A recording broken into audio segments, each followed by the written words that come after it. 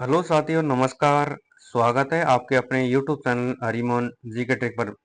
साथियों, कैसे हो? मैं आशा करता हूँ आप अच्छे होंगे, स्वस्थ होंगे और राजस्थान चतुश्रेणी कर्मचारी भर्ती एग्जाम देने के लिए सेंटर पर पहुंचने की तैयारी कर रहे होंगे। तो साथियों, कौन कौन सी चीज लेके जानी है, कौन कौन सी छोड़ के जानी है, देखते हैं साथियों। सबसे पहले देखते हैं कि आपको फोटो कितना पुराना चलेगा, यानी फोटो कितना पुराना चलेगा जो साथ लेके जाना है।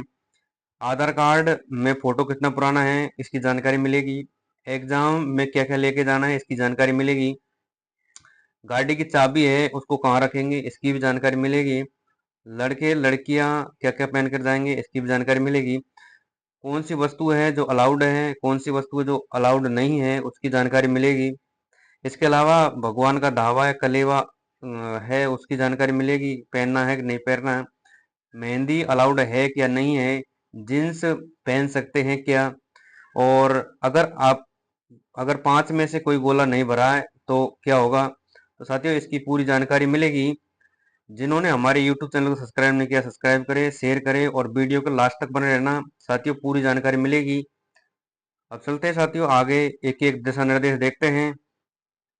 सबसे पहले बोर्ड द्वारा आयोजित परीक्षा बोर्ड द्वारा आयोजित बोर्ड द्वारा आयोजित परीक्षाओं के लिए ड्रेस कोड का सारांश दिया गया है, जो विशेष रूप से 1 मार्च से 31 अक्टूबर के लिए तैयार अवधि के लिए तैयार किए गए हैं। साथियों, ड्रेस कोड कौन कौन से हैं? सबसे पहले पुरुषों के परिधान, यानी पुरुषों के कपड़े कौन कौन से हैं जो पहन के जाने हैं। पुरुष उम्मीदवार को आधी आस्तीन या पूरी आस्तीन शर्ट या टी शर्ट पहनने की अनुमति है। यानी पुरुष उम्मीदवार हैं, उसे आधी आस्तीन चलेगी, पूरी आस्तीन शर्ट चलेगी और टी शर्ट और पैंट की अनुमति है। इसके अलावा महिलाओं के लिए सलवार चलेगा, सूट चलेगा, साड़ी चलेगी, आधी आस्तीन, पूरी आस्तीन, कुर्ती ब्लाउज पहन सकती हैं। और उन्हें अपने बाल में साधारण बैंड लगाना चाहती हो, रबर लगाना है, बालों के लिए साधारण रबर लगाना है। इन पुरुषों के लिए तो पूरी आस्तीन शर्ट चलेगी या आधी आस्तीन शर्ट चलेगी। इसके अलावा महिलाओं के लिए है महिलाओं के लिए सलवार, सूट, साड़ी, आधी आस्तीन, पूरी आस्तीन कुर्ती चलेगी, ब्लाउज चलेगा। अब आगे देखते हैं साथियों।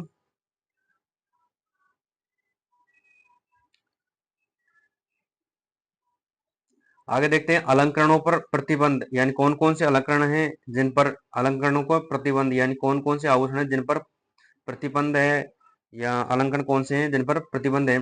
सबसे पहले साथी पूरी आस्तीन शर्ट और कुर्ती ब्लाउज की अनुमति है, यानी पूरी आस्तीन शर्ट, यानी आस्तीन शर्ट चलेगी, पूरी बाहों तक कुर्ती चलेगी। लड़कियों के लिए ब्लाउज चलेगा।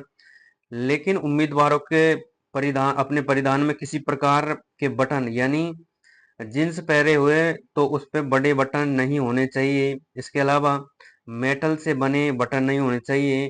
बेज या फूल लगाने की अनुमति नहीं है। साथियों, इसमें बताया गया है कि पूरी आस्तीन शर्ट चलेगी, कुर्ती चलेगी, ब्लाउज लड़कियों के लिए चलेगी, लेकिन उम्मीदवार अपने परिधान, यानी अपने जो कपड़े हैं उसमें बड़े बटन नहीं होने चाहिए। इसके अलावा मेटल बटन नहीं होना चाहिए, यानी बेज या फूल लगाने की अनुमति नहीं है। अब आगे देखते हैं साथियों आभूषणों पर प्रतिबंध, यानी कौन कौन से आभूषण है जिस पर प्रतिबंध है। यानी लाख लाख या कांच की पतली चूड़ियों लाख या कांच की पतली पतली चूड़ियों के अलावा किसी भी प्रकार के आभूषण, जैसे अन्य प्रकार की चूड़ियां, कान की बाली, अंगूठी, ब्रेसलेट की अनुमति नहीं है। साथियों, लाख की, यानी लड़कियों के लिए लाख की चूड़ियां चलेगी, कांच की पतली चूड़ियां चलेगी। आभूषण जैसे किसी प्रकार के आभूषण, जैसे सोने चांदी के चूड़ियों के कान बाली और अंगूठी और आभूषण नहीं चलेंगे। तो आभूषणों को साथियों यहीं छोड़ के जाएं और पतली चूड़ियां पहन के जाएं, और लाख की चूड़ियां कोशिश करें कि पहन के जाएं, जिससे आपको परेशानी नहीं होगी। और आभूषणों को रखने की जिम्मेदारी भी वहाँ परेशानी हो सकती है, इसलिए अपने साथ में कांच या लाख की चूड़ियां पहन कर जाएं। अब चलते हैं साथियों आगे। कौन कौन सी वस्तुएं, यानी कौन कौन सी वस्तु है जो निषिद्ध की गई है परीक्षा के लिए। यानी परीक्षार्थियों को परीक्षा केंद्र के अंदर किसी भी प्रकार की घड़ी नहीं लेके जानी है। धूप का चश्मा है यो भी नहीं लेके जाना है। इसके अलावा belt, head bag, hair pin, गंडा, ताबीज, स्कॉर्फ, मफलर की अनुमति नहीं है। यानी परीक्षार्थी को परीक्षा केंद्र के अंदर घड़ी की अनुमति नहीं है, धूप के चश्मे उसकी अनुमति नहीं है, बेल्ट की अनुमति नहीं है, हेड बैग नहीं चलेगा, हेयर पिन नहीं चलेगा, ताबीज, मफलर की अनुमति नहीं है। इसके अलावा यहाँ केवल हवाई चप्पल यानी हवाई चप्पल की ही अनुमति है। यानी केवल हवाई चप्पल या स्लीपर, सैंडल या जूते और जूते टकने तक मोजे पहनने की अनुमति है, जो सेंटर पर परीक्षा हॉल से बाहर खुलवा लिए जाएंगे। अब देखते साथियों, वहीं कोशिश करो कि हवाई चप्पल पहन के जाओ, हवाई चप्पल पहन के जाओ और नॉर्मल से कपड़े पहन के जाओ तो दिक्कत नहीं होगी। अब आगे हैं साथियों, परीक्षा केंद्र के अंदर यानी परीक्षा अधिकारी को विवेक यानी किसी भी वस्तु को पहनने के संबंध में या ड्रेस को पहनने के संबंध में विवाद हो गया, संदेह हो गया, तो ऐसी स्थिति में अधिकारियों का अंतिम निर्णय होगा। यानी परीक्षा केंद्र के अधिकारियों का अंतिम निर्णय होगा। यानी किसी भी ड्रेस या के संबंध में कोई विवाद हो गया तो परीक्षा केंद्र के अधिकारी जो निर्णय लेंगे वही अंतिम निर्णय होगा। और किसी से बहस करने की जरूरत नहीं है, क्योंकि आपको पेपर देना है। पेपर देने से पहले अगर आपने बहस कर ली किसी से लड़ाई झगड़ा किया है तो आपको पेपर खराब हो सकता है। इसलिए आराम से जाना, शांति से आपको पेपर देना है, इसका थोड़ा सा ध्यान रखना साथियों। अब आगे देखते हैं, अगला आता है परीक्षा परीक्षा कार्यक्रम यानी परीक्षा कार्यक्रम। साथियों, परीक्षा कार्यक्रम में आपका प्रवेश पत्र, उस पर डेट लिखी होगी। यानी परीक्षा 19 तारीख से शुरू होगी। इसमें फर्स्ट पारी है वो 10 बजे से 12 बजे के बीच में होगी। तो परीक्षा रिपोर्टिंग समय कितने बजे का है? 8 बजे की। तो 8 बजे से एंट्री चालू हो जाएगी। तो आपको तो 7 बजे पहुंचना है। आपको 7 बजे, 7 साढ़े 7 बजे सेंटर पर पहुंचना है। सेंटर पर इसलिए पहुंचना है 7 बजे, क्योंकि 7 बजे पहुंचने से सबसे पहले आपको तो कोड मिलाना है। साथ ही ये दिख रहे हैं कोड, ये कोड मिलाने हैं। कोड मिल गए तो ठीक है, अगर नहीं मिले तो सेंटर अगर दूर हुआ तो उसकी जिम्मेदारी आपकी होगी। इसके अलावा परीक्षा केंद्र बंद होने का समय है 9 बजे, यानी 1 घंटे के अंदर 8 से 9 बजे के बीच में परीक्षा एंट्री होगी। इसके अलावा 9 बजे के बाद में गेट बंद हो जाएगा। परीक्षा केंद्र निर्धारित समय से 1 घंटे पहले केंद्र में प्रवेश की अनुमति होगी, अर्थात परीक्षा केंद्र 1 घंटे पूर्व बंद हो जाएगा। यानी 10 बजे परीक्षा है तो 9 बजे परीक्षा केंद्र बंद हो जाएगा। इसे परीक्षा प्रारंभ होने से नियत समय से परीक्षा 2 घंटे पूर्व परीक्षा केंद्र पर उपस्थित हो जाओगे साथियों, जिसमें बायोमेट्रिक का काम होगा, फेस रिकॉग्निशन काम होगा, तलाशी का काम होगा और कार्य पूर्ण हो सके। देरी ये तलाशी लगने के कारण परीक्षा में शामिल या वंचित हो सकते हैं, इसलिए जल्दी से जल्दी पहुंचे। फर्स्ट पारी है, फर्स्ट पारी होगी यानी 3 दिन चलेगी, 19, 20, 21 तारीख को एग्जाम चलेगी, यानी 19 को चलेगी। इसके अलावा 20 और 21 तारीख को चलेगी, 21 सितंबर तक। जिसमें फर्स्ट पारी होगी वो 10 से 12 बीच में चलेगी और सेकंड पारी होगी वो 3 से 5 के बीच में चलेगी। सेकंड पारी में रिपोर्टिंग टाइम देके साथी हो तो 1 से 2 बजे के बीच में। आपको 1 बजे तक पहुंचना ही, कोशिश करो कि 12 बजे पहुंच जाओ, तो सेंटर वेंटर देख लो आराम से तसल्ली से। इसके अलावा 1 से 2 बजे के बीच में पहुंच के और एंट्री कर लो। इसके सामान आमान है उसको बाहर रख दो, जो भी रखने की व्यवस्था है सब सेंटर पे होती है आजकल, 10-20 रुपए में जो भी है। परीक्षा प्रारंभ होने से 1 घंटे पहले परीक्षा की अनुमति दी जाएगी और 2 घंटे पूर्व यानी परीक्षा प्रारंभ होने के 2 घंटे पूर्व परीक्षार्थी को उपस्थित होना अनिवार्य है। वो क्योंकि वहाँ बायोमेट्रिक होगी, तलाशी होगी, तो इससे वंचित हो सकते हैं, इसलिए जल्दी से जल्दी पहुंचे आराम से तसल्ली से।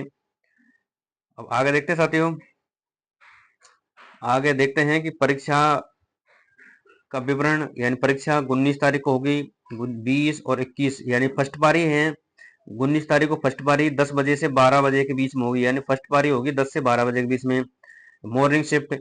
इसके बाद 19 तारीख को इवनिंग शिफ्ट होगी साथियों, 3 से 5 बजे के बीच में, 3 से 5 बजे के बीच में।